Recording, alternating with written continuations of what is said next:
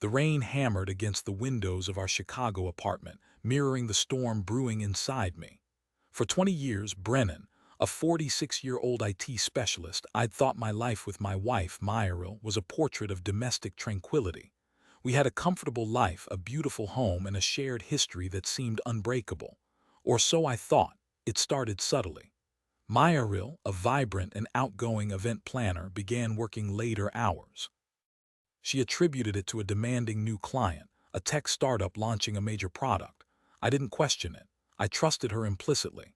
I believed in her dedication to her career just as she always supported mine. But then came the late-night phone calls, whispered and hushed, taken on the balcony in the dead of night. When Id asked who she was talking to, she'd brush it off as work-related, a colleague needing her expertise. I wanted to believe her, but a nagging unease began to gnaw at me. One Saturday, Mireille told me she had to attend a last-minute conference in Denver. I offered to drive her to the airport, but she insisted on taking a cab, saying it would be quicker. Again, I didn't press. I told myself I was being paranoid, that my insecurities were getting the better of me. That evening, I decided to surprise her by cleaning out her closet. It was a mess of clothes, shoes, and forgotten handbags. As I was sorting through a pile of scarves, I stumbled upon a small velvet box tucked away in the back. My heart pounded in my chest as I opened it. Inside was a delicate silver necklace with a small engraved pendant. It wasn't something I'd ever seen her wear before. I picked it up, examining it closely. On one side was a single initial, E. On the other, a date that was exactly 1 week before our 20th wedding anniversary. A cold dread washed over me. Who was E? And why would Mireille have a necklace with a date so close to our anniversary? I tried to dismiss it, to find a rational explanation. Maybe it was a gift from a client, a token of appreciation. But the seed of doubt had been planted, and it began to grow rapidly. I decided to do something I never thought I'd do. I checked Mireille's phone. I knew it was a violation of her privacy, but I couldn't shake the feeling that something was terribly wrong. Her phone was locked, of course. But then I remembered her birthday. I typed it in and the phone unlocked. My hands trembled as I scrolled through her messages. Most were work-related, confirming her explanation. But then I saw a name, Eamon. The messages were frequent, intimate, and undeniably romantic. "I can't wait to see you in Denver," one read. "Thinking of you every minute," another said. "Our secret is safe with me," a third declared. My world shattered. The woman I had loved and trusted for 20 years was having an affair. The pain was like a physical blow, knocking the wind out of me. I sank to the floor, clutching the phone in my hand, tears streaming down my face. I spent the rest of the night in a haze of shock and disbelief. I replayed every moment of our relationship in my mind, searching for clues I had missed, for signs I had ignored. The next morning, Mireille called from Denver, her voice bright and cheerful. "Everything's going great here," she said. "The conference is a huge success." I couldn't bring myself to confront her over the phone. I needed to see her face, to hear her explanation or her lies. When she returned home the following day, I was waiting for her. I tried to remain calm, but my voice trembled as I spoke. "I know about Eamon," I said, my eyes fixed on hers. Her face paled. For a moment she didn't say anything. Then she began to cry. "Brennon, I'm so sorry," she sobbed. "It just happened. I didn't mean for it to go this far." "How long?" I asked, my voice barely a whisper. "A few months," she admitted.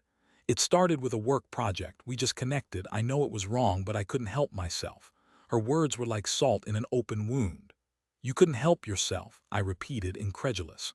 "You betrayed me, Mireille. You betrayed our marriage." She tried to explain, to justify her actions. She said she felt neglected, that I was always focused on my work. She claimed she needed excitement, a spark in her life, but I wasn't buying it. Her excuses were hollow, self-serving. She had made a choice, a conscious decision to betray me. "I want a divorce," I said, the words heavy with finality. She begged me to reconsider, to give her another chance. She promised to end the affair, to do whatever it took to win me back. But the trust was gone, shattered beyond repair. I couldn't forgive her. I couldn't forget what she had done. The next few months were a blur of lawyers, paperwork, and painful conversations. We divided our assets, sold our apartment, and went our separate ways. I moved into a small studio apartment downtown. It was a far cry from the comfortable home we had shared, but it was mine. A space where I could begin to heal, to rebuild my life. I threw myself into my work, burying my emotions in lines of code. I avoided social gatherings, afraid of running into Mireille or her new lover. One evening, my friend Ansel, a local artist, called me. "Brennon, you need to get out of that apartment," he said. "You're wasting away. Come to my gallery opening. It'll do you good." I hesitated. I wasn't in the mood for a party. But Ansel was persistent, and I knew he was right. I needed to break out of my self-imposed isolation. I reluctantly agreed to go. When I arrived at the gallery, I was immediately overwhelmed by the crowd. I spotted Ansel across the room and made my way towards him. "Glad you could make it," he said, clapping me on the back. "I want you to meet someone." He led me to a woman standing nearby. She was tall and elegant with warm, intelligent eyes. "Brennon, this is Coralia," Ansel said. "Coralia, this is my friend Brennon." Coralia smiled and extended her hand.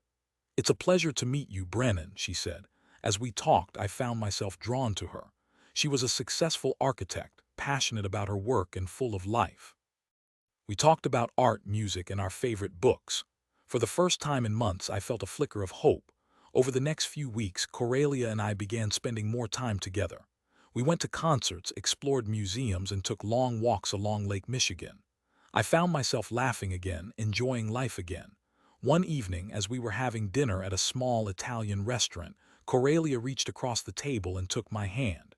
"Brennon," she said, "I know you've been through a lot. I admire your strength and resilience. I'm starting to care about you a great deal." Her words touched me deeply. I had been so afraid to open my heart again, to risk being hurt again. But Coralia's sincerity was undeniable. "I care about you too, Coralia," I said. "More than you know." We continued to date, and our relationship grew stronger with each passing day. Coralia was everything Mireille wasn't: honest, compassionate, and genuinely supportive.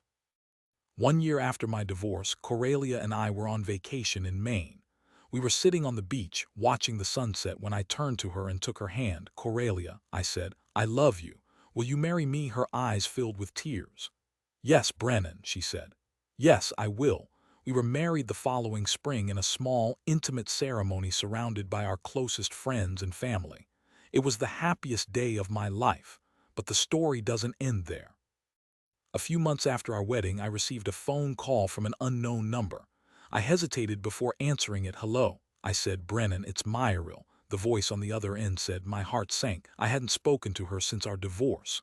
"What do you want, Mireille?" I asked, my voice cold. "I need your help," she said, her voice trembling. "Help? After what you did to me, you expect me to help you?" "Eamon left me," she said. "He ran off with another woman. I'm broke, alone, and I have nowhere to go." I felt a pang of satisfaction, a sense of karmic justice. But I also felt a flicker of pity. Despite everything, she was still the woman I had once loved. "I'm sorry to hear that, Mireille," I said. "But I can't help you. You made your choices, and now you have to live with the consequences." I hung up the phone, feeling a sense of closure. I had finally moved on, found happiness again. Mireille's betrayal had been a painful chapter in my life, but it had also led me to Coralia, to a love that was true and lasting. A few weeks later, I received a message from a mutual friend. Mireille had moved back to her hometown, a small, rural community in France. She was working as a waitress, struggling to make ends meet.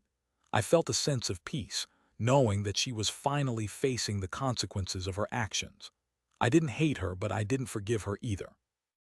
I had learned a valuable lesson: that love and trust are precious gifts, and that betrayal can have devastating consequences.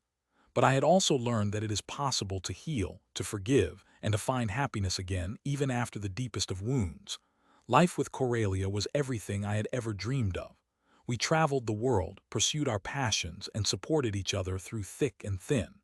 We built a life filled with love, laughter, and mutual respect. Sometimes I would think about Mireille, about the life we had once shared. I would wonder if she ever regretted her choices, if she ever realized the pain she had caused. But then I would look at Coralia, at her beautiful smile and her loving eyes, and I would know that I had made the right decision. I had chosen to move on, to embrace a future filled with hope and happiness. And that, I realized, was the greatest revenge of all to live a life that was better, stronger, and more fulfilling than anything I could have imagined with the woman who had betrayed me.